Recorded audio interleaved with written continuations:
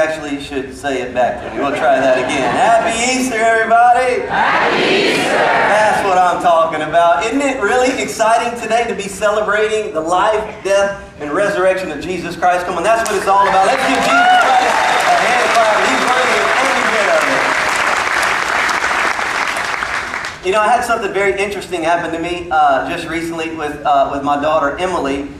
Amy and I are leaving for Israel on Tuesday. We're going to visit the Holy Land, and so we're really excited about that. So I'm trying to do everything that I can to get very connected with him while we're gone. And so my daughter has an iPod, and so we were downloading an app called Text Plus, right? So she can text me while we're there, and so we can kind of keep in touch. So she was downloading this app, and we were going through the whole process, and we got it downloaded, and we were trying to figure out how to use it. Well, actually, she was trying to figure out how to use it, and I was sitting there on the couch watching something on the television. And so my cell phone rings, okay? And so I get up to go answer it, and I don't recognize the phone number, and I answer it anyway, and I say hello, and there's no one there. And my voice is echoing on the phone. I'm like, hello, and it's coming back at me, and I'm like, I don't know who that is. So I hang up on it, and I put the phone back down.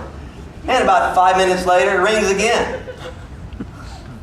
I look at it, it's the same number. It's like, somebody's messing with me, right? It's like start looking for the candid cameras, right? You know what I'm saying? So, but I answered again, and hello, and nothing's going on. And so I'm like, man, I don't know what's going on. So I just put the phone down. It rings again. I look at the same number, it's like, I ain't answering it. And so I just, I send it straight to voicemail. And it calls right back, right again.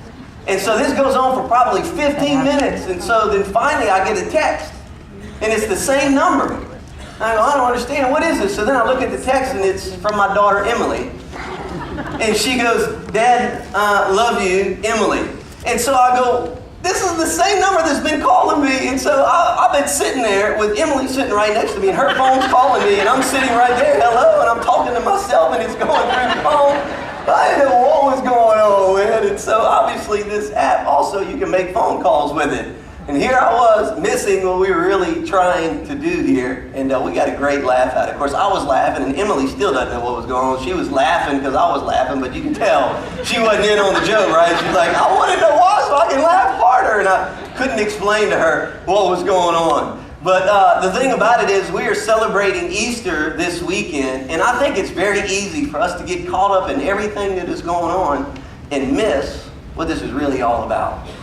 It's not even necessarily about attending a church service. It's not even necessarily about buying some new clothes and looking good. How many of you guys looking good? Come on, you know it. You know. All right, come on. And so it's not really about that. I think we could really ultimately miss what Jesus was trying to do here at Easter.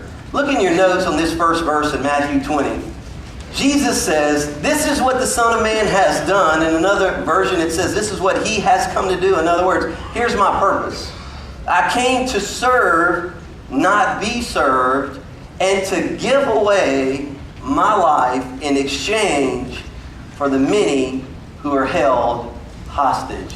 Would you circle that word exchange there? I put the definition of exchange in your notes there because really that's what Easter is all about as we're celebrating. It was a beautiful exchange. Jesus came to exchange his life for ours, and I put the definition there. It's the act of giving or replacing one thing for another. I want you to know today that we have a great exchange in Jesus Christ. Aren't you thankful for that? And the things that he went through, what we call Good Friday, not necessarily good for him, it was good for us though, right? And all that he went through, he did that so that we could have an exchange in our life for his. And I want to take the next few minutes and I want to talk to you about that exchange and what happened through what we celebrate Easter. What was that exchange all about? And I'm going to give you a chance at the end of the service today to go to the crosses that are here in the auditorium, and we're going to make an exchange with God today. We're going to take some things in our life that are broken and hurting and messed up, and we're going to have a beautiful exchange today in our relationship with God, and we're going to be able to pin those to the cross and forever be changed. Amen? And so today I want you to understand this exchange, what it's all about. First of all, it's my sorrow for his joy. In other words, the things in our life that bring us sorrow or make us sad or cause us pain, he wants to exchange those things that he wants us to have joy. This is what Jesus said. Look in John 16, this verse on your notes here. He says, truly, truly, I say to you, you will be sorrowful, but your sorrow will turn and to grieve. Would you circle those two words, truly, truly? I caught this a couple of months ago when I was studying this verse. Those words, truly, truly, is actually a pretty interesting word. We are all very familiar with that. And it's actually the Greek word, amen. And we say it at the end of our prayers, right? When you finish praying, what do you say? Amen. Amen, that's right. And it's actually a Greek word that we're saying. It actually, you can trace it all the way back to the Hebrew language, which is the Old Testament. It was transliterated into Greek, and then into Latin, and now into English. And some people say it's one of the most common universal words in the world because it's the same word in many different languages. It's the word amen. And here is its purest definition. It means believe or sure. Come on, everybody say sure.